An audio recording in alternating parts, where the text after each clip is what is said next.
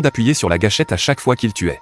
Il écoutait les dernières paroles de la victime, mais cette fois-ci, face à une cible qui se repentait sincèrement, il épargna la vie de l'homme. Ce qu'il n'avait pas prévu, c'est que 2 ans après sa libération, la cible s'était véritablement amendée. Il s'était même marié et avait eu des enfants, menant une vie heureuse et ordinaire. Cela poussa Goodman à jurer de manière incontrôlable. Il décida donc de prendre une retraite anticipée et de devenir un simple employé de bureau. La réalité l'écrasa rapidement. Chaque jour consistait à faire la navette en bus, à taper sur un clavier et à remplir des rapports, puis à sortir les poubelles après le travail, et à cuisiner pour ses enfants à la maison. Une décennie d'existence monotone éroda son lien conjugal et émoussa son esprit, jusqu'à ce qu'une nuit, en se levant pour aller aux toilettes, il découvrit que 2 cambrioleurs s'étaient introduits chez lui. Il sortit son club de golf et se prépara prudemment à composer le numéro d'urgence. Mais les cambrioleurs l'aperçurent et exigèrent immédiatement de l'argent. Goodman leur fit remarquer que tout son argent se trouvait dans l'assiette. Mais il ne s'agissait que de petites monnaies. Les cambrioleurs jugèrent cela insuffisant et lui arrachèrent sa montre en or, révélant le tatouage sur son poignet. Au moment où ils exigeaient sa bague en or, son fils passa à l'action et plaqua l'un d'eux au sol. Goodman s'est précipité pour maîtriser les intrus, mais il s'est aperçu que leur arme n'était pas chargée. Let him go, son. I said let him go.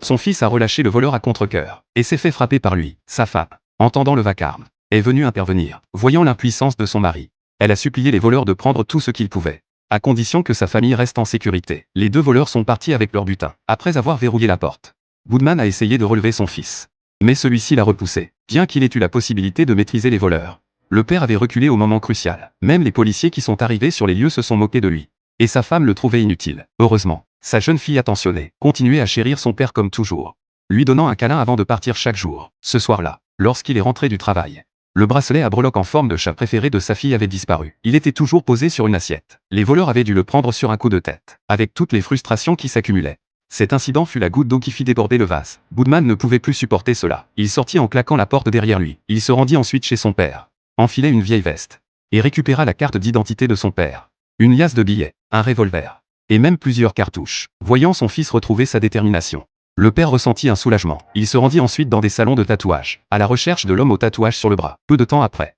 il trouva une piste. Le propriétaire du salon semblait louche. Le vétéran à ses côtés, expérimenté et à l'œil vif, remarqua immédiatement la carte d'identité périmée, et reconnut que la photo n'était pas celle de l'homme. Le propriétaire comprit alors. Il brandit un poing américain en guise d'avertissement. L'homme sortit de l'argent, insistant sur le fait qu'il voulait seulement trouver quelqu'un, et qu'il ne voulait pas d'ennui. Mais dans ce geste désinvolte, le vétéran aperçut le tatouage sur son poignet. Instantanément, il devint respectueux. Thank you for your service. Sur ce, il se retira dans la pièce sécurisée, barricadant la porte de manière sécurisée. Le propriétaire, stupéfait, lui offrit son aide. Montrant le tatouage, il exigea de savoir où se trouvait l'homme. Armé de l'adresse, Goodman s'infiltra immédiatement dans la maison du voleur. Il asséna un coup de poing directement à l'homme, puis appuya le pistolet contre sa tempe. La femme, réalisant la situation, détacha immédiatement la montre et la rendit. Il exigea le bracelet, mais l'homme affirma ne l'avoir jamais vu. Goodman, furieux, le jeta à terre et chargea son arme. À ce moment-là, la pièce fut remplie des pleurs d'un nourrisson. En ouvrant la porte, il trouva un bébé portant un masque à oxygène. Goodman comprit enfin qu'il n'avait volé que pour soigner leur enfant. Il n'avait d'autre choix que de céder,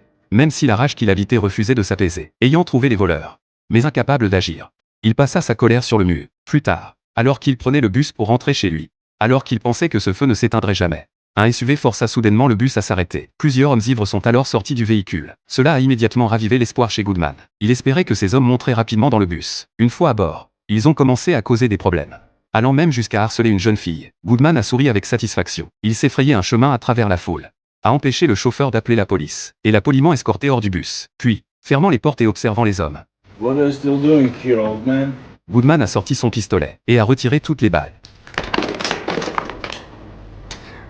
I'm gonna fuck you up.